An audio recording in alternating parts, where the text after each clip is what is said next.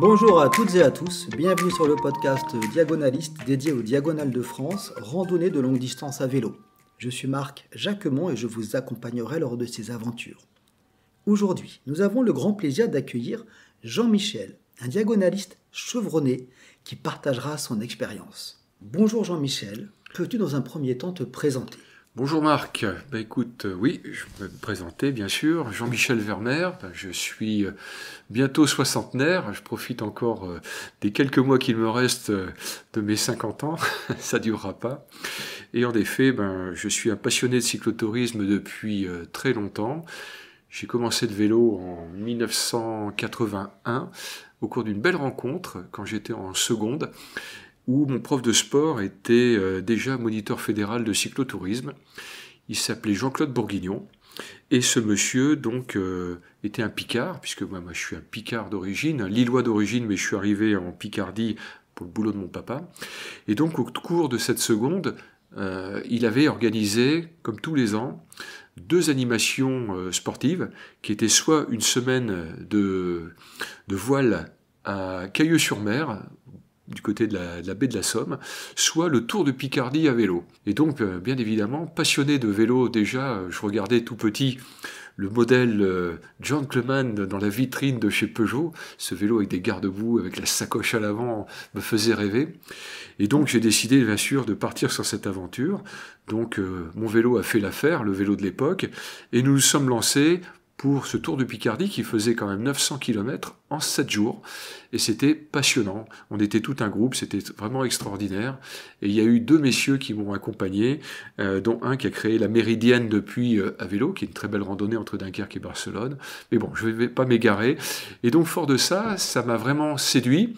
Et j'ai continué, grâce à Jean-Claude Bourguignon, ma formation de cyclotourisme. Je suis devenu moi-même moniteur fédéral et j'étais le plus jeune moniteur fédéral de France à l'époque. Et j'ai tenu également une école de cyclotourisme à Amiens. Et donc j'ai initié pas mal de jeunes à la pratique du cyclotourisme.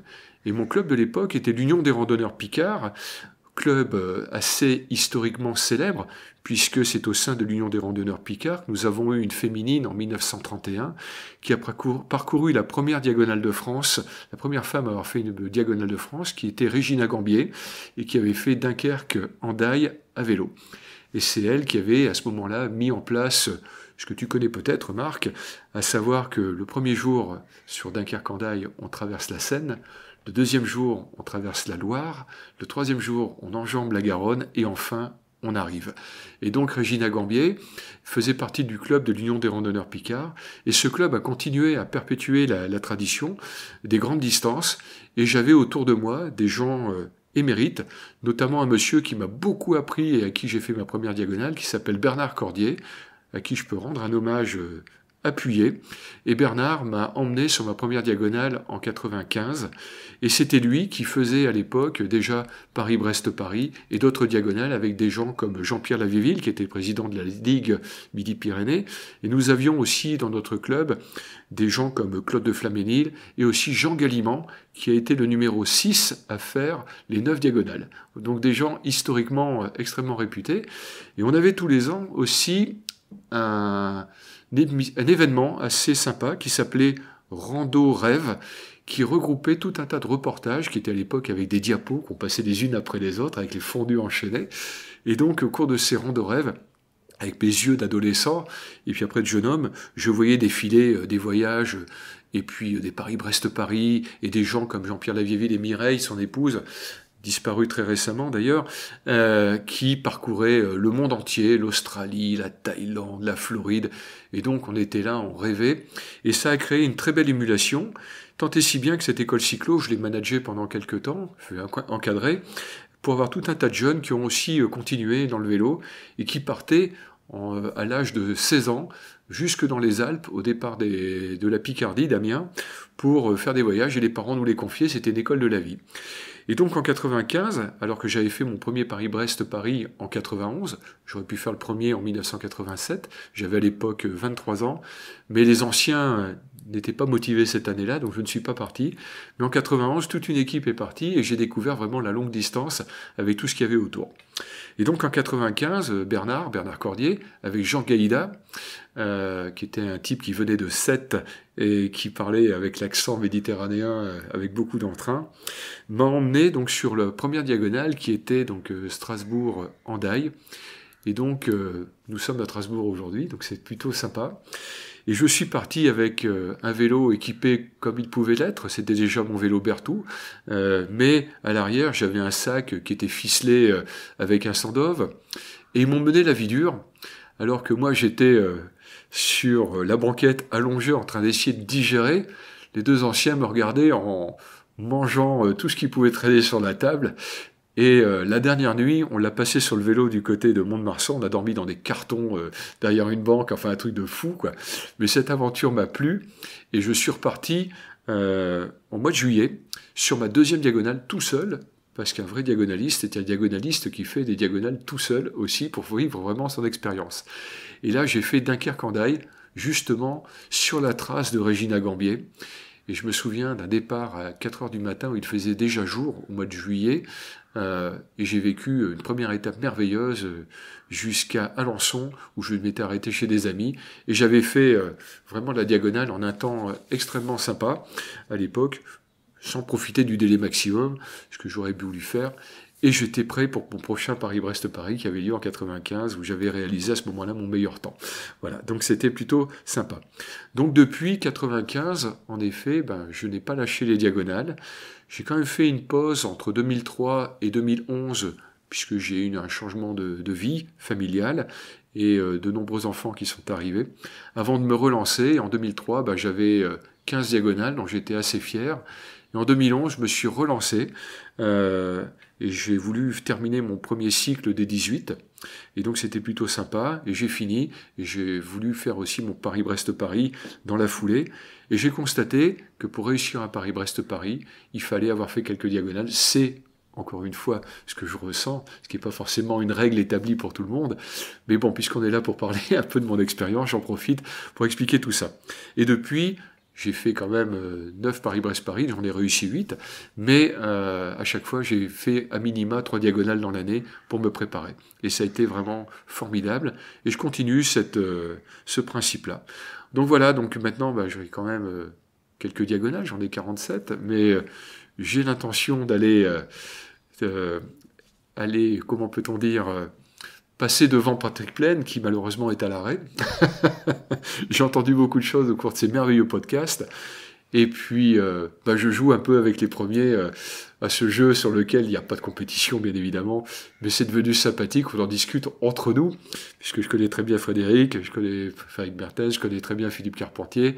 J'ai le plaisir de connaître Eddy Le Bérigot, qui est intouchable, mais voilà quoi, on s'amuse un peu sur ce jeu-là sans aucune compétition, et si ça s'arrête avant, si la santé ne me porte pas jusque-là, eh bien on sera toujours content de ce qu'on a pu faire.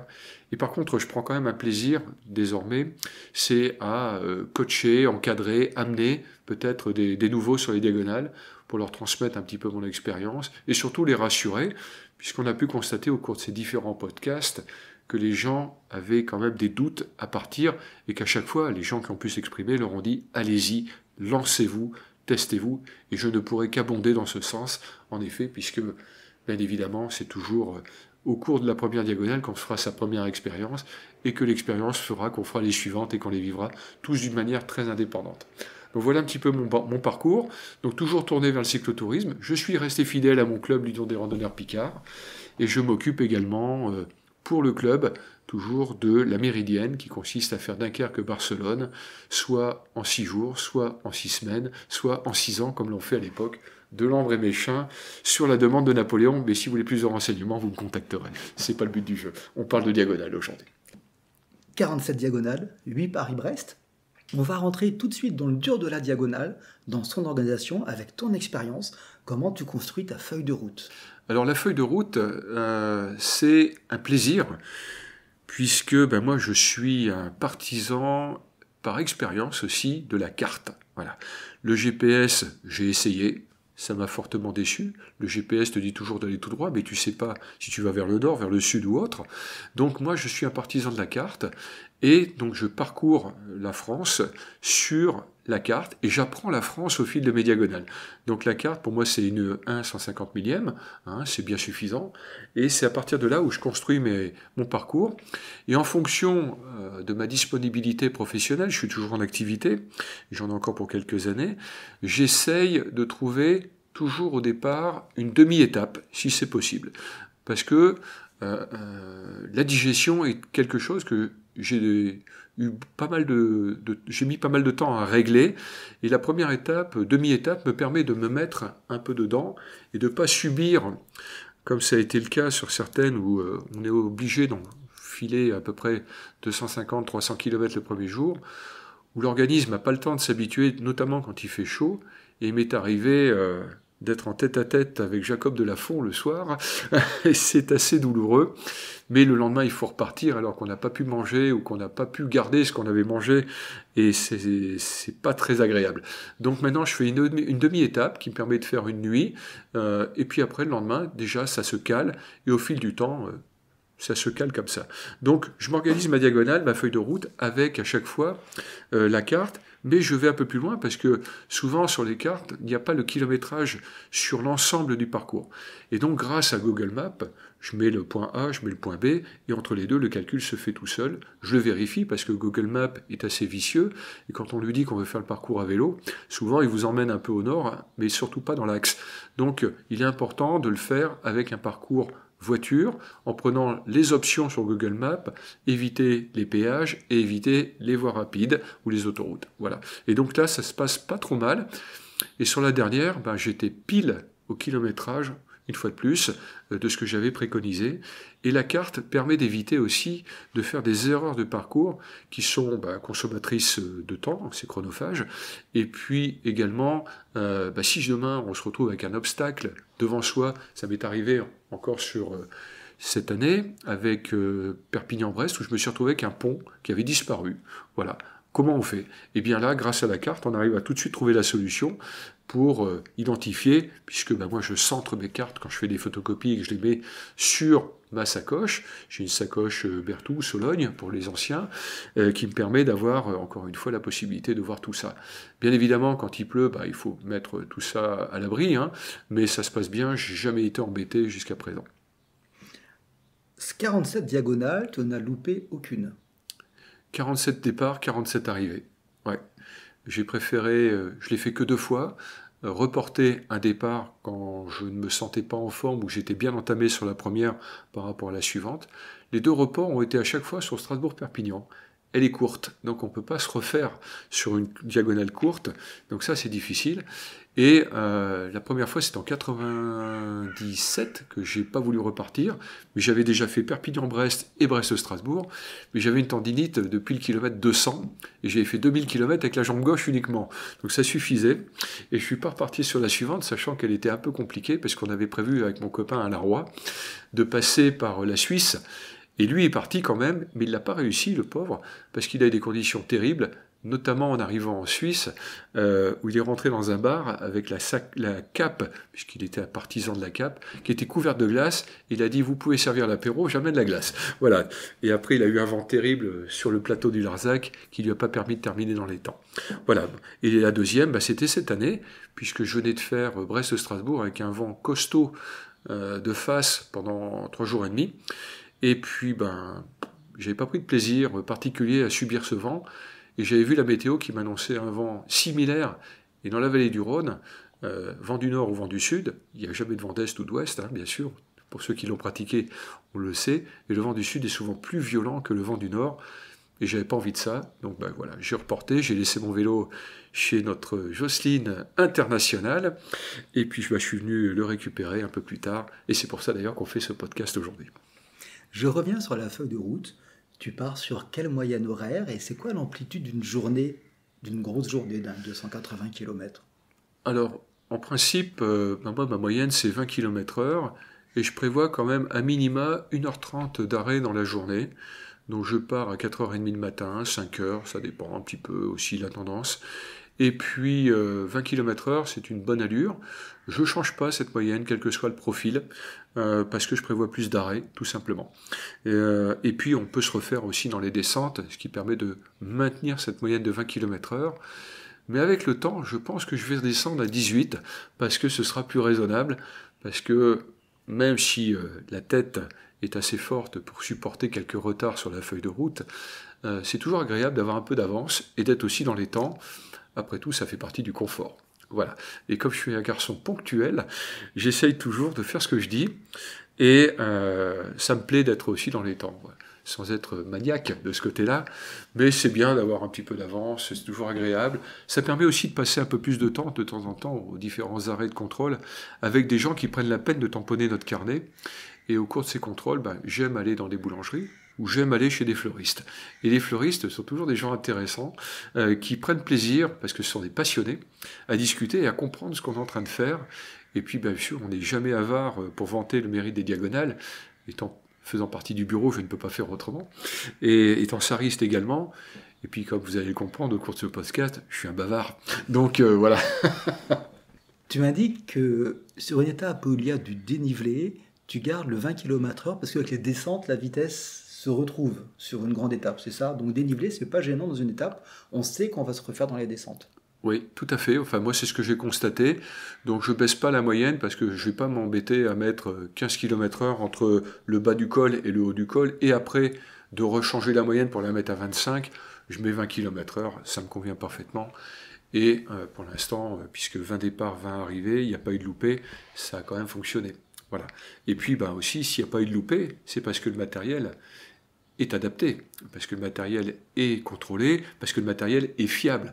Et puis j'emmène toujours tout ce qu'il faut pour pouvoir réparer, sans emmener non plus une intendance particulière, même si les bagages sont limités avec une sacoche à l'avant, une sacoche à l'arrière, il y a toujours tout ce qu'il faut, parce que on part avec des pneus neufs, parce qu'on emmène suffisamment de chambre à air. Mais là-dessus, j'ai quand même une petite anecdote qui va certainement amuser un peu notre auditoire. Sur la dernière diagonale, voilà, donc j'étais entre Brest et Strasbourg. Je suis arrivé à 21h45 à La Loupe. La Loupe, c'est à côté de Chartres, après une belle étape de 315 km, puisque professionnellement parlant, je n'avais pas le temps de profiter du délai maximum de cette diagonale. J'ai pas pu faire mieux, il fallait que je reparte. Bon, voilà, donc je suis parti un peu tardivement, et donc je suis arrivé avec un délai très confortable à l'arrivée, mais j'aurais préféré profiter du délai maxi. Et donc j'avais quand même 2 journées d'étapes un peu importantes de 315 km. Et donc je suis arrivé à La Loupe à 21h45, dans une chambre d'hôte charmante, j'étais bien. Et le lendemain matin, j'étais réveillé à 3h10, avant le réveil, c'est souvent le cas. J'avais bien dormi, et j'ai regardé mon vélo, et je l'ai trouvé un peu affaissé de l'arrière, et j'étais crevé à l'arrière. Bon, très bien, je démonte, j'étais au confort, dans la chaleur, parce qu'il faisait pas chaud encore au début mai, là. Hein. Les seins de glace ont été quand même un peu longs. Et je décide de réparer. Donc je démonte, bien sûr, qu'est-ce qu'on fait? On enlève la chambre à air, on laisse bien le pneu en place pour constater à quel endroit le trou a pu se produire. Et puis je gonfle, je constate, parfait, ok, je prends ma nouvelle chambre à air, je gonfle, hop, je réinstalle celle-ci, théoriquement, dans le pneu, et après avoir constaté dans le pneu que rien ne s'était passé, j'ai démonté le pneu, je l'ai remonté, très bien, forcément il n'était pas au même endroit, et je regonfle, et là j'entends, ah merde, ça a crevé à nouveau. Ah, je me dis, oh là là, faut que je regarde mieux parce que j'ai pas dû faire ce qu'il fallait, et je veux pas consommer mes chambres à air. Ok, très bien. Donc je démonte, et puis pour bien voir ce qui se passe, je trouve une bassine chez l'habitante, là, impeccable, je regonfle, je mets ça dans la bassine. Incroyable. Le trou était exactement au même endroit que précédemment.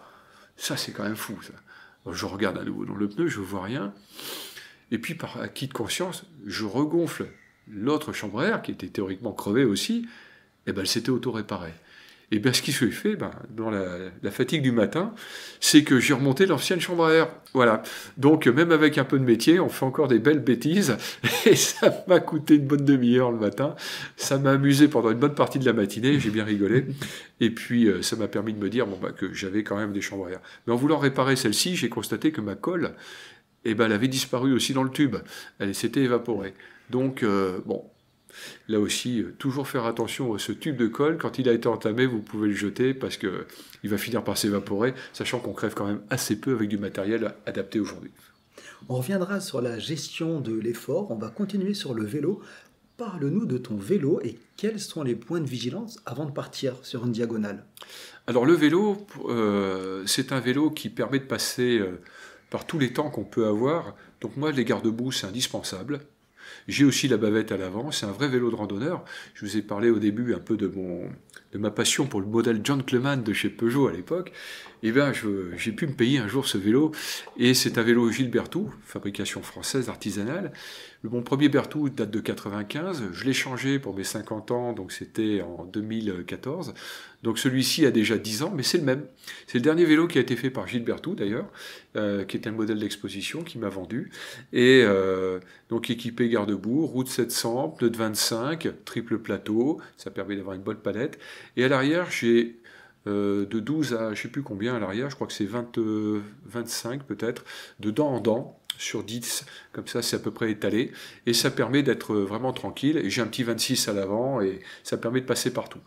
Voilà, donc porte-bagages avant, porte-bagages arrière, qu'est-ce qu'il a ce vélo aussi? Il a un moyeu dynamo pour un bon éclairage. On en a beaucoup entendu parler de l'éclairage par notre ami Gérard Gauthier la dernière fois. Bravo Gérard, c'est tout à fait ce que je partage avec toi. Et puis à l'arrière, un simple feu qui est allumé et un double feu, on ne sait jamais, qui peut lâcher, donc il faut toujours un deuxième feu à pile également. L'autonomie étant suffisante, et à l'avant, on a un éclairage magnifique, on voit presque en plein jour. Et je rajoute également, naturellement, une lampe frontale qui me permet d'éclairer mon tableau de bord, qui est constitué d'une sacoche avant de bon volume, sacoche Sologne Berthoud, et à l'arrière j'ai aussi une sacoche Berthoud qui contient l'ensemble de mon matériel. Et donc pour me préparer, bien sûr, je nettoie mon vélo. Je nettoie mon vélo, c'est quelque chose qui est important et qui permet de constater tous les éventuels problèmes qu'on n'aurait pas vus, à savoir un rayon desserré, à savoir peut-être un pneu bien entaillé, mais souvent en début de saison, je change mes pneus et qui vont me faire 2, 3, voire 4 diagonales dans l'année sans difficulté. Voilà, moi je suis équipé Schwab, c'est du bon matériel, je suis en pneu de 25, ça suffit bien pour moi. Voilà, c'est du confort aussi. Et puis après, les porte-bagages se suffisent à eux-mêmes. J'emmène toujours avec quand même des petits tendeurs de pêche qui permettent en cas de problème de régler tout un tas de trucs. Et puis j'ai également un tendeur qui me permet de rajouter au-dessus de ma sacoche ce que j'enlève et que je mets éventuellement en cas de pluie, à savoir la cape, qui est un élément indispensable, qui m'a sauvé tout un tas de situations, qui permet d'être au sec au niveau du cuissard, de ne pas subir des échauffements, qui permet aussi d'aller au bout, qui permet également de protéger les cuisses, de garder sa chaleur quand il y a des variations climatiques importantes, et qui permet aussi de se coucher dans l'herbe pour des siestes instantanées réparatrices, qu'on appelle communément le coup de gomme. Voilà, donc ça c'est quand même indispensable donc, dans la préconisation. Et nettoyer son vélo permet aussi de constater le moindre jeu dans la boîte de pédalier, de constater aussi l'usure potentielle des pédales, des câbles. Enfin voilà, donc c'est un bilan complet, c'est un contrôle technique. En fait, c'est une inspection minutieuse du vélo dans le nettoyage. Oui. Et à chaque redépart de diagonale, c'est le même rituel et ça permet d'éviter pas mal d'ennuis. Ça n'évite pas naturellement tous les ennuis. J'ai eu une expérience ma roue libre, voilà, ma roue libre qui finalement faisait des bruits bizarres et qui m'a enquiquiné pendant presque une diagonale entière. Alors je pensais que c'était des rayons, et puis pour finir c'était ça, mais il m'a fallu un peu de temps. J'ai même changé l'axe de la boîte de pédalier en cours de route, enfin des trucs de fou. Pour finir, c'était cette roue libre qui déconnait, et puis elle a été démontée, regraissée, et puis c'est reparti, quoi. Je reviens un peu en arrière. Pendant la diagonale, comment gères-tu ton effort sur la longue distance pour pas avoir donné toute ton énergie lors de la première étape? Alors ça, c'est venu avec le métier, ça. En effet, souvent, la première, on envoyait beaucoup de choses, on faisait une étape trop longue, et puis, après, on était souvent bien entamé pour la suivante. C'est pour ça que j'aime démarrer par une demi-étape. Ça me permet d'être tout de suite dans le rythme, et je me méfie de l'euphorie, et je fais très attention à toujours rester en dessous de ce que je sais faire. Et ça, je l'ai appris depuis le départ, où on est en dessous de ce qu'on peut donner, sur les 3/4 de la diagonale, et après on peut se lâcher. Sauf si on a une deuxième après. Voilà. Donc là aussi, je m'économise, je suis toujours un peu en dessous, je mouline tranquillement, je cherche pas, même si le vent souffle, à faire du 35, ça va pas être utile. Au contraire, je m'économise. Et puis surtout, je garde un rythme régulier pour avoir, encore une fois, surtout s'il fait chaud, éviter de se mettre dans le rouge, être toujours en endurance et jamais en résistance. Voilà, donc j'ai pas de cardio-fréquence-mètre, j'ai pas d'accessoires particuliers, mon compteur est le plus basique possible, je souhaite simplement qu'il me donne la vitesse que j'ai, peut-être ma moyenne, juste pour la raconter, et puis les kilomètres que j'ai pu faire, mais pas plus. Il n'y a pas de rythme de pédalage, il n'y a pas de... Non, c'est très simple, on reste sur l'essentiel, et puis après, j'ai mon rythme, je sais que je suis régulier avec le temps, et puis j'ai appris ça quand j'étais moniteur fédéral, j'ai appris ça en école de cyclotourisme aussi, donc ça me va bien, quoi. Je suis minimaliste là-dessus. Il y a trop de choses, il y a trop d'accessoires, j'en enlève de plus en plus. Voilà, donc dans les sacoches, il y a de moins en moins de choses aujourd'hui aussi. Donc une montée, tu montes doucement, tu ne forces pas, tu l'avales en douceur. Oui, et par contre, j'ai tendance à monter en danseuse. Voilà, je suis toujours debout sur les pédales, c'est ma méthode, c'est ma technique. Alors, je respire normalement, je suis jamais essoufflé, mais je monte à bon rythme, tranquille. Quand je sens que ça force un peu, je me rassois un petit peu, j'en remets une autre, mais je suis mieux debout qu'assis. Voilà, c'est comme ça, et je vais jamais forcer pour arriver plus vite en haut.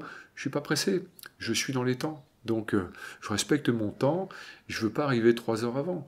Et si, par chance, la météo a été favorable et me permet d'aller un peu plus loin ce jour-là, comme me dit mon copain Sylvain, avec qui je fais souvent des diagonales, quand l'orchestre joue, il faut danser. Voilà.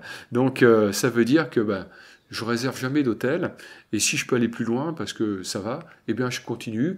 Et puis, j'hésite pas non plus à manger avant d'arriver le soir. Par exemple, 19h, je sais que je vais manger plus vite. J'essaye de manger quand même une fois chaud dans la journée. Le midi, je mange encore une fois des sandwichs et j'essaye de manger sur le vélo pour pas perdre de temps. Ça me va bien, pas de problème. Et puis le soir, j'essaye de manger un peu chaud, quoi qu'il arrive, parce que c'est agréable. Mais j'essaye de manger de bonne heure, vers 19h, et souvent je repédale après, encore 1 heure ou 2, pour aller jusqu'à l'étape que j'ai programmée au dernier moment. Donc ça, c'est une organisation personnelle, mais ça me permet de digérer aussi sur le vélo gentiment, tranquille. Je me couche, de temps en temps, peut-être que si j'ai pas tout mangé, le restaurateur me fera un doggy bag et je terminerai avant de me coucher. Mais j'aime pas manger et dormir tout de suite après parce que la digestion est moins bonne. Et c'est mon rythme comme ça. Voilà, après, ça me laisse le temps de prendre ma douche, encore une fois, de me coucher serein, sans devoir supporter une digestion. Ça me réussit. Alimentation et l'hydratation, comment tu la gères sur la longue distance? Alors l'hydratation, elle est très simple pour moi, c'est eau plate toute la journée. Voilà, je ne bois rien d'autre, même au petit déjeuner. J'ai eu quelques petits soucis de santé dans ma jeunesse qui m'ont rendu un peu fragile du côté intestinal. Donc si je bois un jus d'orange ou deux, ça va... Je vais passer un peu de temps au mauvais endroit, donc, et pas sur le vélo. Donc, je bois que de l'eau. Même au petit déjeuner, pas de lait, rien, que de l'eau, que de l'eau. Et dans la journée, j'essaye, quand je peux m'arrêter, de boire une eau pétillante qui favorise pas forcément la digestion. Quand ça va mal, parce que par moments ça va mal aussi, la digestion peut être toujours délicate, il m'arrive de prendre un coca. Et puis j'ai aussi un petit faible pour le pulco citron. Le citron aide à la digestion. Ça me convient. Voilà, donc ça fait partie de mes favoris. Et le soir, je finis par une eau pétillante, souvent à l'hôtel, parce que moi je dors pas dans les fossés. Je dors peu, donc il faut que je dorme bien. Je dors dans un lit, je dors au chaud aussi pour bien récupérer. Et il me faut 4 heures minimales de sommeil pour être en forme le lendemain. Et dans la journée, je fais des micro-siestes. Enfin, pour revenir à l'alimentation, voilà, donc je m'hydrate avec de l'eau pétillante le soir, je bois un bon litre, et puis j'ai constaté aussi, on parle d'hydratation, que on boit jamais assez, puisque le corps, enfin ça c'est mon cas, fait de la rétention d'eau. Au bout de 2-3 jours, j'ai des orteils qui ressemblent à des petits boudins, là, et des chevilles qui gonflent, pas par le palmarès, simplement par rétention d'eau. Et quand il m'arrive d'enchaîner plusieurs diagonales, eh bien, j'ai constaté qu'au bout du 4e ou 5e jour, le corps évacuait. C'est une très belle machine, le corps humain, franchement. Et là, c'est l'évacuation totale. Alors que je ne bois qu'1 litre, j'en évacue 2. Donc forcément, il s'est passé quelque chose. Et souvent, je m'arrête pour aller vider et remettre tout ça en place. Et puis, peu de temps après, ça recommence. Et c'est pas forcément lié à la prostate. Et on met des litres et d'eau blanche, hein, donc ça veut dire que le corps évacue. Et j'ai constaté aussi, tant que j'y pense, c'est que au bout de une 5e nuit, par exemple, eh ben, je me suis réveillé, mais trempé dans la nuit, mais à essorer les draps. Et le lendemain, plus aucune douleur au niveau des cuisses, tout était évacué, plus une toxine, mais le coup de gomme total. Et le lendemain, j'ai refait à nouveau 320 km. C'était entre Émoutier et Mont-de-Marsan, où il y a quand même un peu de bosse au départ, et puis après on rentre dans la partie plate, mais j'ai fini en pleine forme et tout était évacué. Donc le corps, à un moment, fait le ménage, aussi bien au niveau des toxines que de l'eau qui a été stockée par celui-ci, parce qu'on ne boit jamais assez. Donc, boire très régulièrement, tout le temps. Oui, et ça, je pense que on a notre ami là qui en a beaucoup parlé, j'ai oublié son prénom, je crois que c'était notre ami de Mulhouse, que j'ai jamais croisé, qui est violoncelliste là, rappelez-moi son prénom. Pascal. Voilà. Pascal Bride, voilà, qui en a parlé avec tout à fait. Et j'ai retenu ce qu'il m'a dit et j'essaie de boire plus régulièrement depuis. Comme quoi, les conseils des uns profitent aux autres. Tu as dans tes diagonales eu des coups difficiles, du vent de face pendant des 300 km, des coups de mou, de la pluie. Oui. Comment tu passes au-dessus de ça? Alors, tout ce qui tue pas rend fort, hein, donc ça, on le sait bien. Et puis, il y a une technique que moi j'ai adoptée, c'est un peu l'auto-hypnose. Quand c'est dur comme ça, là j'ai eu notamment un Brest-Strasbourg qui a été important, c'était le dernier, que j'ai pas si mal vécu, tout compte fait, mais le Strasbourg-Brest que j'avais fait en 2011 a été le plus terrible. Pendant 4 jours j'ai pris le vent dans la figure, mais aussi à la fin la pluie. Et je suis arrivé, mon copain qui m'a récupéré, ce jour-là, il m'a pas reconnu. Hein, donc, c'était quand même impressionnant. Mais j'ai pas lâché, parce que d'abord, c'est pas prévu. Et puis, dans ces cas-là, on s'échappe un peu, on pense à d'autres choses, on refait des projets. Et moi, mon truc, c'est mes travaux à la maison. Voilà, je m'échappe un peu, je fais un peu d'auto-hypnose comme ça. Et puis, on voit pas trop les kilomètres. Et puis, l'important, c'est de se protéger. Et quand il fait mauvais comme ça, le vent, forcément, on lutte, hein, on baisse un peu le régime, puis ça finit toujours par passer. C'est le bruit aussi qui est le plus énervant, hein, ça c'est épuisant ça. Donc je continue quand même à capter les bruits extérieurs, je n'ai pas d'écouteurs, voilà, ça se passe bien, mais le pire c'est la pluie, quoi. Et même s'il y a du vent important, moi je mets quand même la cape, parce qu'il est important de rester au chaud et rester au sec. Il m'est arrivé une fois, pensant que la cape m'empêcherait d'avancer, alors que pour finir, on baisse un peu de régime, mais pas tant que ça. On perd peut-être une demi-heure, 1 heure dans la journée, mais c'est rien par rapport au confort que ça apporte. Il faut être serein là-dessus. Mais une fois, je ne me suis pas assez protégé, et le Gore-Tex finit toujours par percer. Je suis désolé, mais ça finit toujours par percer. Et j'étais obligé de dormir habillé cette nuit-là, c'était un Saint-Merle-Grand, pour repartir à peu près sec. Et le lendemain, il y avait des arbres qui traversaient la route, quoi. Mais bon, j'ai fini par passer. Je suis arrivé, donc il faut jamais lâcher, il faut baisser le rythme, le régime, pas lutter plus que de raison. Le vent, de toute façon, sera toujours vainqueur. Hein. Il va toujours vous arrêter, toujours vous freiner, plus que nécessaire. Mais donc, on finit toujours par passer en baissant le régime, en s'économisant, et pour finir, il y a des jours meilleurs. Et le vent n'est pas toujours porteur, bien loin de ça, mais on finit par l'oublier. Et puis, on garde que les bons souvenirs, puisqu'on y retourne. Évidemment, tu parlais de ta cape, qui est important. Peux-tu faire un inventaire rapide de ce que t'emmènes en termes d'habits? Alors déjà, la cape, elle est au fond de la sacoche. Elle permet aussi, les jours de beau temps, d'amortir toute la bouffe que je vais pouvoir mettre dans ma sacoche. Et dans ma sacoche, il y a de la place à l'avant. À l'avant, c'est prévu pour stocker les compotes que j'emmène. J'emmène toujours, bien sûr, cuillère, fourchette et couteau. Ça, c'est vital. Une serviette pour s'essuyer, il faut rester propre aussi. Ça, c'est important. Donc ça fait partie du matériel. Il y a le démonte-pneus, bien sûr. Il y a toujours les outils indispensables. Il y a aussi le dérive-chaîne. Il y a 3 ou 4 chambres à air. Et puis, qu'est-ce que j'ai d'autre encore? Moi, j'ai quelques petits produits qui tapent d'homéopathie qui me permettent de mieux digérer, de supporter éventuellement les crampes, un petit peu d'arnica, des choses comme ça. J'emmène la crème solaire. Ça aussi, c'est indispensable. Et puis, de l'autre côté, j'ai dans ma sacoche aussi la batterie auxiliaire qui me permet de recharger mon téléphone portable parce que je communique beaucoup avec la famille, avec les amis. J'aime répondre au téléphone quand un sariste prend la peine de m'appeler. J'ai aussi sur mon téléphone quand même la possibilité de me sortir rapidement des villes avec Google Maps qui permet de gagner un temps fou. J'ai fait une traversée de Paris comme ça remarquable. Et puis, ça me permet aussi de réserver mes hôtels tout en roulant. C'est pas bien, mais je le fais quand même, parce que mon téléphone est bien fixé sur le cadre, et puis il n'y a pas de souci pour ça. Donc voilà, un petit peu le matériel. Donc la batterie auxiliaire me permet de gagner en autonomie, parce qu'elle recharge au moins 2 ou 3 fois le portable dans la journée. Et j'avoue franchement que par mon boulot aussi, j'écume quelques mails sur le terrain, pendant que je roule. Incroyable. Mais c'est comme ça, il faut mieux de s'en sortir. Voilà, et après, au niveau vestimentaire, je n'emmène souvent qu'un cuissard. En hiver, j'en emmène un deuxième. J'ai les jambières qui me permettent de maintenir les jambes au chaud. J'emmène aussi, bien sûr, de quoi me protéger les pieds. Je roule en sandales maintenant, qui me permettent de ne plus avoir mal aux pieds, de marcher correctement. J'ai longtemps marché avec des pédales look, qui n'étaient pas confortables. Mais bon, voilà, maintenant c'est bien. C'est calé. Et je mets quand même des surchaussures. Et puis une paire ou deux supplémentaires, ça dépend de la saison.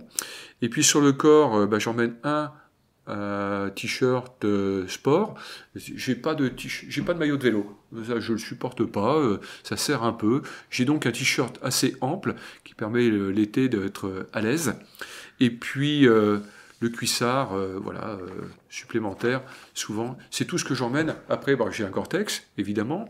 C'est pas le même en hiver en période hivernale, on va dire, qu'en été. Il est plus léger en été. Et puis, juste une petite couche supplémentaire et une veste Polartec très légère, celle que je porte aujourd'hui, tu vois, qui me fait un peu tout, qui permet d'être un peu présentable. Et j'emmène depuis peu quand même juste le slip de rechange quand même, qui permet d'éviter de redescendre en cuissard, et un petit pantalon de toile très léger pour repartir éventuellement. Voilà, donc c'est très léger, et j'emmène à peu près 5-6 kilos de bagages, plus le vélo qui fait une douzaine de kilos, donc je suis sur un équipage de 18 kilos, puis tu rajoutes la flotte, j'emmène 1,5 litre, quoi, j'ai 2 bidons. C'est tout. Et par contre, j'emmène une vraie pompe sur le Berthoud. Voilà, une pompe qui est capable de faire de la haute pression et qui permet de regonfler rapidement en cas de crevaison. Elle fait, je sais pas, peut-être 50 cm de long. Elle peut servir éventuellement quand on a une attaque de chien qui peut arriver, ou d'un autre animal. Mais bon, voilà, quoi, c'est indispensable. La vraie pompe, et elle sert à tous les copains qui partent avec moi, parce que souvent, ils ont une petite pompe qui n'est pas suffisante, qui galère. Mais moi, au moins, je peux gonfler à une pression suffisante qui m'évitera de m'arrêter à nouveau chez un vélociste, par exemple. Un petit focus sur l'ensemble cuissard, selle et douleur éventuelle. Là-dessus, la selle, j'en souffre pas. Voilà, j'ai trouvé ma selle. J'ai la même sur mes 2 vélos, parce que j'ai un vélo pour le Paris-Brest-Paris que je sors une fois tous les 4 ans. Voilà, donc, mais c'est la même selle. C'est une selle à structure plastique qui est recouverte de cuir et que je fais resseller, chez un sellier qui me l'a recouverte avec une mousse en dessous. Et j'en souffre pas. Elle est creusée. Elle est fendue au milieu. C'est une selle Motion qu'on trouve plus. Et celle-là, je ne la changerai pour rien au monde, même si je roule peu avant de partir, eh bien, je ne souffre pas. Voilà. Et le cuissard, moi, c'est du haut de l'eau qui me va bien. J'ai que ça, et voilà, j'ai trouvé mon modèle. Pourquoi changer ? Un point sur la sécurité à vélo, entre les voitures, entre être visible, entre les habits, etc. Oui. Alors, la sécurité, je suis spécialement attentif à ce genre de choses. J'ai vécu une triste expérience, c'était le 1er mai 1999, on s'entraînait sur un brevet de 400 pour préparer Paris-Brest-Paris. On était dans la vallée du Rhône et on l'a quitté à la hauteur de Bagnols-sur-Cèze pour rejoindre Barjac. Pour les gens qui connaissent les routes, ils sauront très bien de où je parle. Et donc sur ce bout droit, on était 5-6 à faire ce brevet de 400 km. Et puis les premiers étaient partis devant, j'avais mon oncle avec moi, et moi j'étais resté derrière, moniteur, donc je reste avec le dernier souvent, qui avait un peu de mal à s'habiller, à mettre son baudrier réfléchissant, qui était à l'époque des baudriers qu'on croisait. Voilà. Et donc on part tous les deux avec Pierre Rodier, Et puis Pierre me dit, ben voilà, on les voit bien les copains devant, on était dans un bout droit, là, grande ligne droite, qui faisait peut-être 3-4 km, et on voyait nos copains qui étaient devant, peut-être 800 mètres, 1 kilomètre, je ne sais pas, et on voyait les feux qui clignotaient, qui éclairaient. On dit, oh, dis donc, on dirait vraiment des arbres de Noël, c'était magnifique. Et puis, moi, j'étais à côté de lui à ce moment-là, donc on se touchait l'épaule, pour ainsi dire, et je me mets devant lui pour reprendre ma route. Je lui dis, c'est bon Pierre, tu as rangé ta sacoche, c'est bon, on y va? Ouais, pas de problème. Et je me range devant lui. Et lui arrive à ma hauteur, et c'est là où il fait ses commentaires que je viens de dire sur les vélos de devant. Et une voiture est arrivée derrière qu'on n'a pas entendue. Il a fauché. J'ai relevé la tête avec le choc, et je l'ai vu passer comme une balle. Il est tombé 15 mètres plus loin dans le fossé, fauché par cette voiture, qui est partie à gauche, qui ne s'est pas arrêtée. Et voilà. Et Pierre, malheureusement, est décédé. Moi, je l'ai gardé dans mes bras pendant son agonie, on va dire. Il avait la jambe brisée en plusieurs morceaux. C'était pas terrible. Et là, je me suis retrouvé coincé dans le fossé avec lui. Qu'est-ce qu'on fait? C'était le début des portables, mais c'était pas terrible. Et donc, j'ai agité ma lampe frontale comme ça. J'étais un peu dans le fossé avec lui. On ne voyait pas bien. Et deux voitures qui arrivaient en sens inverse ont fini par s'arrêter parce qu'elles étaient ensemble. Parce que la nuit, c'était 22 heures, les gens sont un peu prudents, à juste titre. Et donc, les voitures se sont arrêtées, ils m'ont aperçu à ce moment-là. Une est partie chercher des secours, et l'autre est partie chercher ceux qui étaient devant, qui sont revenus. Et donc, bien évidemment, les secours sont arrivés, Pierre est décédé, et voilà, donc je suis devenu très prudent, par force, et ce que je préconise, c'est toujours de bien serrer la droite, et d'avoir le baudrier réfléchissant, d'éviter de rouler la nuit complète. Il y en a qui aiment, bien sûr, mais surtout, il y a des heures sur lesquelles il faut être très attentif, notamment le samedi et le vendredi soir, la sortie de boîte de nuit. Et moi, j'ai eu personnellement plusieurs voitures qui m'ont frôlé, plusieurs voitures qui se sont arrêtées avec les vitres qui se descendent, et des gars qui sont éméchés et qui n'ont qu'une envie, c'est de rigoler, bien sûr, ils ne sont pas forcément méchants, mais il peut y avoir des scènes un peu particulières. Sur le dernier Perpignan-Brest, une voiture a fait demi-tour, elle est revenue vers moi et a tenté de m'aborder en sens inverse. Donc je suis parti sur eux, après je suis reparti dans l'autre sens, et puis je me suis caché pendant un moment, toute lumière éteinte, pour voir un peu ce qui allait se passer, quoi. Voilà. Donc soyons prudents. J'en ai fait plusieurs tout seul, bien sûr, plus souvent tout seul qu'accompagné, mais la prudence est de mise, toujours attentive, toujours garder l'oreille en attention, quoi. Voilà. Mais bon, pour l'instant, il ne s'est rien passé de plus. C'était pas mon heure le jour où Pierre s'est fait faucher, alors que j'étais là quelques secondes avant, sur la route. Mais bon, j'ai jamais oublié, et tous les 1er mai, je pense à lui, bien sûr. Et voilà, donc la prudence est de mise, et puis il y a des heures sur lesquelles il vaut mieux pas être sur le vélo, et surtout, gardons la lucidité. Quand on sent que ça va pas, quand on sent qu'on n'a plus toute sa tête, on a entendu tellement d'histoires de copains qui vous expliquent « Oh là, j'étais à l'envers, je tenais toute la route, etc. » Non. Quand on sent la perte de lucidité, surtout, on s'arrête, on dort quelques heures, on dort 10 minutes. Moi, je préconise la sieste, je préconise le sommeil flash. Je me suis entraîné pour ça, j'y arrive. Encore une fois, l'auto-hypnose me permet de le faire. Mais gardons la lucidité. Méfions-nous. Sitôt qu'on n'est plus capable de gérer les situations, il faut s'arrêter. Et il n'y a pas de honte à s'arrêter. Bon, j'ai eu la chance de ne pas m'arrêter sur une diagonale, mais encore une fois, j'ai toujours été lucide, et j'ai toujours eu des conditions qui m'ont permis de le faire. Mais il n'est pas dit que demain, ça ne m'arrive pas. Une diagonale, souvent un point difficile, c'est de rejoindre le point de départ ou de revenir du point d'arrivée vers son domicile. Comment tu procèdes? Alors là-dessus, c'est vrai que j'ai développé avec le temps pas mal de techniques, parce que, étant en activité avec des fonctions nationales et internationales, j'ai très peu de temps. Donc je ne peux pas me permettre de prendre une journée supplémentaire juste pour faire le trajet. Alors on a eu pendant longtemps avec mes potes des copains retraités qui aimaient voyager et à qui je prêtais bien volontiers ma voiture pour nous amener au point de départ, qui permettait à moi de travailler jusqu'au dernier moment, qui me permettait aussi de déposer mon ordinateur dans cette voiture qui viendrait nous rechercher au point d'arrivée, avec ces copains retraités à qui on payait l'hôtel, à qui on payait bien sûr le déplacement. Ça, c'était plutôt sympa.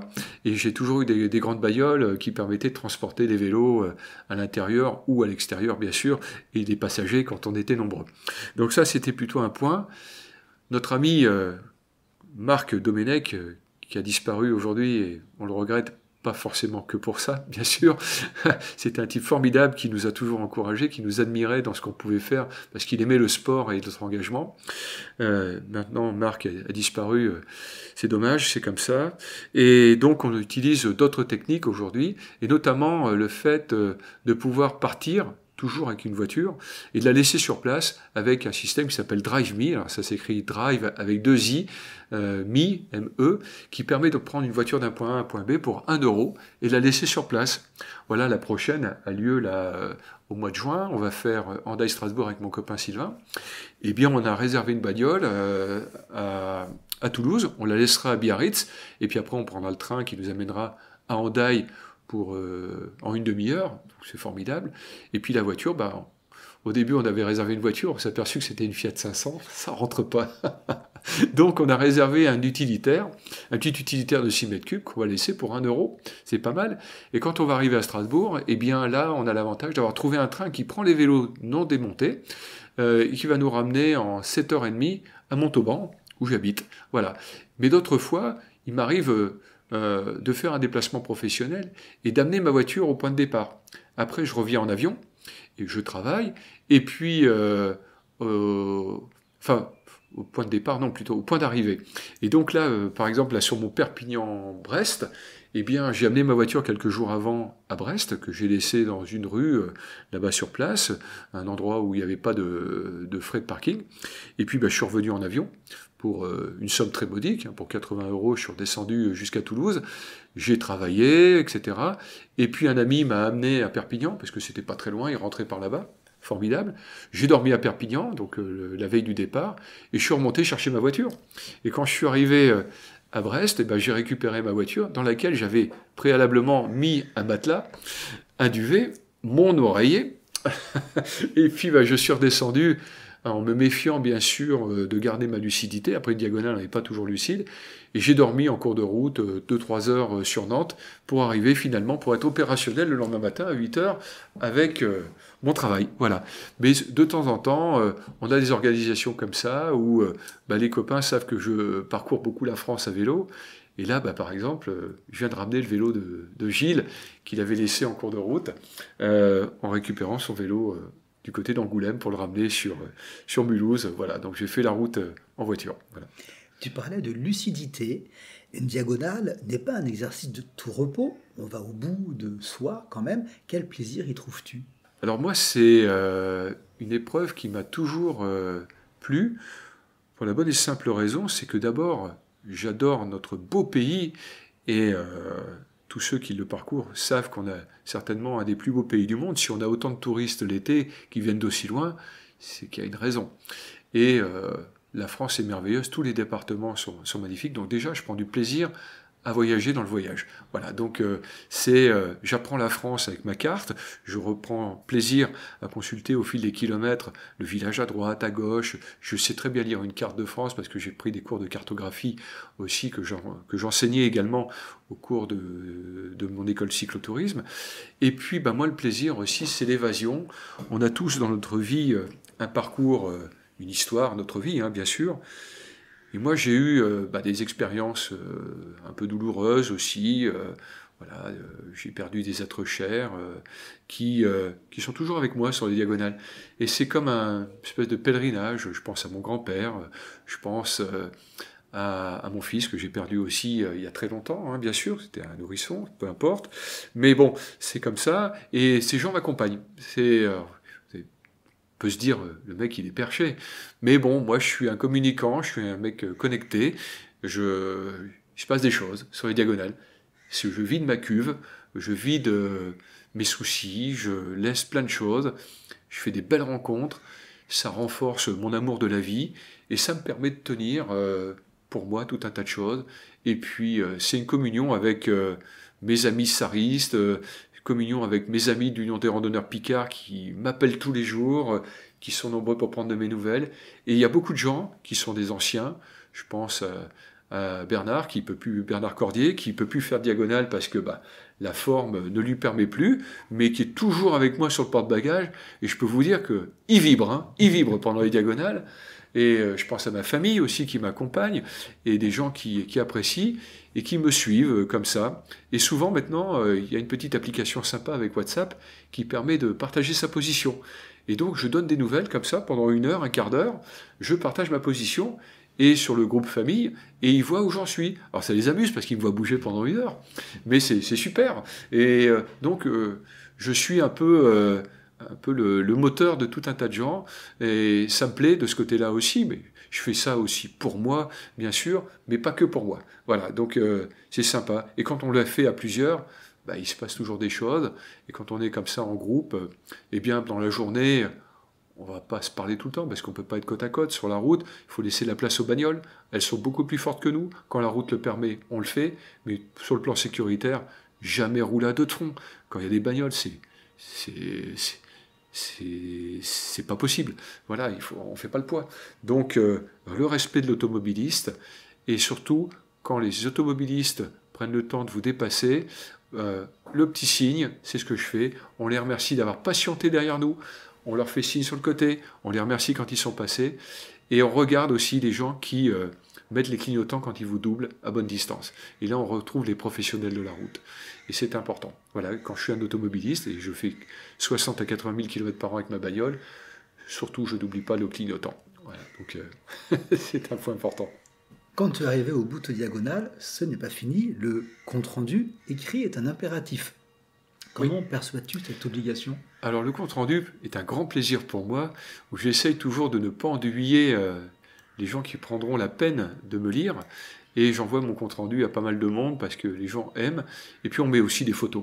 Et donc les photos, on essaye toujours de prendre le temps de s'arrêter. Pascal en discutait aussi dans ton interview, c'était très bien, et j'essaye de faire des photos aussi pour moi, pour les autres. De temps en temps, on les regarde, mais c'est surtout pour étayer ce compte-rendu, parce qu'il faut penser aussi à nos amis du petit diagonaliste, les gens qui prennent sur leur temps pour rédiger ce compte-rendu, c'est un point, mais les gens qui vont pouvoir reprendre des petits morceaux là-dedans, ils aiment avoir des anecdotes, ils aiment prendre le temps aussi de le faire, donc c'est un sacré boulot. Là, je leur rends hommage aussi, bravo, parce que c'est vraiment un sacerdoce. Et donc, le compte-rendu, pour moi, est une manière d'expliquer tout ce qu'il en est. Je ne le fais pas tout de suite, le compte-rendu.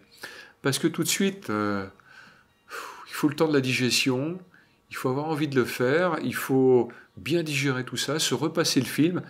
Alors, les gens qui ont connu des cassettes et des magnétoscopes se souviennent qu'il faut rembobiner la cassette, la revoir jusqu'à un certain point, et puis après le début, on va le revoir plus rapidement, et voir la suite. Voilà. Moi, c'est un peu comme ça que je fonctionne. Et mon compte-rendu, je le fais en principe au bout de 3 semaines, à peu près. Et là, tout revient, et ça permet de bien se remémorer la chose, et c'est toujours agréable. Je me souviens d'un ami qui s'appelait Ted Bonamy, qui a disparu aussi, malheureusement, qui me charriait en disant « Mais à force de faire des diagonales, tu sais plus quoi raconter. » Eh ben, chaque fois que je fais un récit, maintenant, je pense à Ted, et j'essaie toujours de raconter des choses un peu différentes. Et il y a toujours des anecdotes assez marrantes à raconter. Et les anecdotes, c'est encore du spécial. La dernière, il m'est encore arrivé des trucs qui ne m'étaient jamais arrivés. Voilà, j'ai vu des bêtes en train de se battre sur le bord de la route. J'avais jamais vu ça, quoi. J'ai vu des choses incroyables, encore une fois, quoi. Et puis, je raconterai aussi ce qui nous est arrivé, Marc, parce que tu as eu le plaisir de venir me chercher. Et moi, c'était un plaisir de te voir, où on a eu ce fameux petit renard qui a failli nous coûter cher, parce qu'il déambulait sur la route, la voiture devant a pilé dans la descente du col, du dernier col, le col du Hans, et toi t'as pilé à ce moment-là. Moi j'étais en train de regarder mon téléphone pour voir le nombre de kilomètres qui restait, si on était sur la bonne voie, je ne sais pas pourquoi j'ai baissé la tête, et quelle fut ma surprise de te voir aussi devant, si près de moi, et on a réussi à éviter ce renard. On ne sait pas ce qui s'est passé après, mais enfin voilà, ce genre d'anecdote qu'on va pouvoir raconter. Donc il y a toujours des choses, et le compte-rendu est un plaisir, et également, pour moi, un hommage aussi à tout ce qui s'est passé. C'est important, quoi, par respect de gens aussi qui vont rédiger le petit diagonaliste et qui prendront ou pas, peu importe, moi j'ai aucun ego là-dessus, qui prendront le meilleur. Donc le récit est important aussi pour toute la communauté des diagonalistes qui, franchement, Et j'en discutais avec un certain Bernard Lescudé, qui a réouvert récemment l'antenne sariste de son pays, là, de sa région, avec grand plaisir, et qui expliquait que la communauté des diagonalistes était importante, parce que là, récemment, il a eu un moment difficile, et tous les amis qui l'ont appelé sont avant tout des diagonalistes, dont la fidélité, dont l'amitié, dont la corporation est importante. Une solidarité. Ouais, incroyable, incroyable. On est tous liés à quelque chose, et on sait de quoi on parle. On va pas mettre des mots là-dessus aujourd'hui, mais on se comprend. Pour ceux qui souhaitent faire une diagonale, exercice difficile, quels conseils pourrais-tu donner ? Ça a été déjà bien évoqué par pas mal des gens qui ont parlé autour de ce micro, avec beaucoup de talent. En effet, lancez-vous. Lancez-vous, brûlez-vous les ailes, allez faire votre propre expérience, votre propre aventure, ayez confiance en vous. Si vous êtes capable, et ça les phases d'entraînement ont été largement évoquées déjà, de faire 2 jours de vélo à 150 km d'affilée, vous passerez sur une diagonale. Prenez votre temps, économisez-vous, la sagesse, la discipline, et puis ça va passer. Ça va passer. Avec tout ce qu'on a dit au cours de tous ces podcasts, et bravo Marc pour cette initiative, je te remercie vivement, parce que c'est vraiment quelque chose qui va aider, encore une fois, à perpétuer la tradition des diagonales et certainement à motiver quelques jeunes, parce que le compteur retourne, pour nous les anciens, bientôt 60 ans, je me considère désormais comme un futur senior, donc voilà quoi, donc c'est formidable. Donc oui, la préparation, elle est personnelle, il faut avoir confiance en sa capacité à faire, et puis ça va marcher. Ça va marcher parce que les saristes sont là aussi pour éventuellement réconforter si nécessaire. Et puis il ne faut pas hésiter à faire appel aux saristes, ils sont là pour ça. On n'attend que ça. Comment tu t'entraînes, toi, avant de partir sur Brest-Strasbourg, par exemple ? Combien de kilomètres tu fais en début de saison ? Alors, malheureusement, pas assez, certainement. Mais le métier fait que j'arrive à passer toujours, mais c'est pas prudent. J'arrête ma saison souvent au mois de septembre, au mois d'octobre. Et puis après, j'enchaîne avec du ski de fond. Voilà, j'ai pas envie de m'essouffler avec le cyclotourisme. Donc j'en ai assez, j'ai ma dose, je suis pas un fanatique de ce côté-là, et j'aime bien varier un peu les plaisirs. Donc la randonnée pédestre, oui, le ski de fond qui est très important pour continuer à maintenir le cardio, et donc je reprends ma saison, moi souvent en février-mars, et j'attaque directement par un brevet de 200 km. De temps en temps, je fais 1 ou 2 sorties avant, de 50, 70, si le temps le permet, mais pas plus, et j'attaque par un 200 km, et un deuxième, et souvent un troisième. Donc, je pars avec 600 à 1000 km maximum. Les belles saisons, c'est 1000 km. Et la dernière, cette année, là, je suis parti avec 600 bornes, pas plus. Et puis, voilà, je suis parti sur une étape de 280 km. Le lendemain, j'en ai refait 300, 310 même. Et puis, c'est passé, j'étais dedans directement. Parce que le métier a fait que, et puis, voilà, mais plus ça va, moins je m'arrêterai, parce que j'ai constaté des saisons où je m'étais moins arrêté, que c'était plus facile. Là, tu fais tomber beaucoup de préjugés quand même. Hein. Oui, bien sûr. Mais la tête, c'est ce qui fait avancer. Puis maintenant, avec le métier, je sais que ça va passer, je suis de moins en moins stressé, je pars toujours avec les mêmes basiques, mais confiant. Quels sont tes autres projets pour cette année ? Cette année, j'ai déjà fait 2 diagonales, donc Perpignan-Brest et Brest-Strasbourg. Je devais partir sur Strasbourg-Perpignan, et puis j'ai décalé, mais je vais quand même la faire. Et donc là, je pars sur Hendaye-Strasbourg le mois prochain, ce sera du 7 au 11 juin, et ensuite je laisserai mon vélo à Strasbourg, et je repartirai en avion, donc pour venir rejoindre Strasbourg au départ de Toulouse, où je retrouvais ma bicyclette le 4 juillet pour faire justement ce fameux Strasbourg-Perpignan, et la saison sera terminée pour moi. Voilà, ça ira, puisque je me suis fixé un petit challenge, on s'amuse, hein, avec, on va se chatouiller entre nous, là, pour dans le top 10, on va dire, et je me suis fixé un objectif de partir sur le prochain Paris-Brest-Paris avec 60 diagonales, donc maintenant c'est dit, il faut le faire, et donc je dois en faire 4 par an, et quand je dis je dois, Mais c'est un plaisir. Et puis j'en ferai que 3 l'année 2027 pour le prochain Paris-Brest-Paris, puisque j'aimerais arriver à 10 Paris-Brest-Paris pour mon amour propre. Hein, c'est désolant, hein, mais c'est comme ça, parce que j'aimerais, voilà, donc c'est vraiment une très belle épreuve, une belle communion de tous les cyclotouristes de la planète, que ça me plaît, quoi. Voilà, donc je vais y retourner, et les phases d'entraînement entre les deux, je serai bien préparé. Ouais, voilà. Bel objectif. Souhaites-tu ajouter encore quelque chose? Ben écoute, je pense que j'ai été suffisamment bavard, et puis on va laisser la parole aux autres qui viendront après moi, mais je suis ravi d'avoir fait ce petit podcast dont on parle depuis un petit moment, parce que ça permettra encore une fois d'animer tout ça avec grand plaisir, et puis les gens, s'ils ont besoin de discuter avec moi, ils savent où me trouver. Hein. Je suis un communicant. Exactement. Merci Marc. Merci beaucoup Jean-Michel pour avoir partagé ton expérience. Ton retour sera précieux pour d'autres diagonalistes, confirmés ou en devenir, bien évidemment, qui souhaitent se lancer dans cette aventure qu'est une diagonale. Merci à tous nos auditeurs de nous avoir rejoints. N'hésitez pas à nous envoyer un email à diagonaliste@gmail.com si vous avez des questions, des suggestions, des commentaires ou bien sûr une diagonale à partager. Au revoir Jean-Michel. Au revoir Marc, merci.